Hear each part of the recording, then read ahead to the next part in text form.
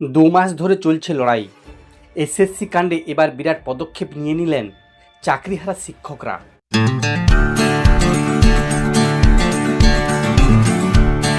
কলমের আঁচড়ে বাতিল হয়েছে প্রায় 26,000 চাকরি। সুপ্রিম কোর্টের এক রায়ে উলটপালট হয়ে গিয়েছে রাজ্যের 25,752 জন শিক্ষক ও শিক্ষাকর্মীর জীবন। এরপর থেকে লাগাতার আন্দোলনের পাশাপাশি একাধিক পদক্ষেপ নিয়েছেন চাকরিহারারা।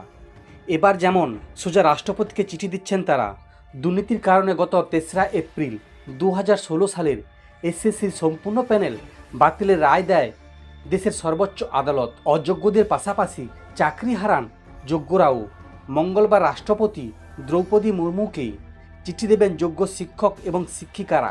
দাবি জানানো হবে, হয় ন্যায় বিচার না হলে সপরিবারে স্বেচ্ছামৃত্যুর অনুমতি প্রদান করা হোক। যোগ্য শিক্ষকদের মঞ্চের তরফ থেকে জানানো হয়েছে, রাজ্যের সকল জেলার পোস্ট অফিস থেকে রাষ্ট্রপতির উদ্দেশ্যে একটি চিঠি লেখা হবে। এখন প্রশ্ন হলো, রাষ্ট্রপতি এই কী করতে পারেন? সংবিধান বিশেষজ্ঞ এবং প্রশাসনিক মহলের মত উদ্ধৃত করে একটি মিডিয়া রিপোর্ট বলছে, বিধিসম্মত উপায়ে রাষ্ট্রপতি এই চিঠি কেন্দ্রের কাছে পাঠিয়ে বিষয়টি বিবেচনার পরামর্শ দিতে পারেন।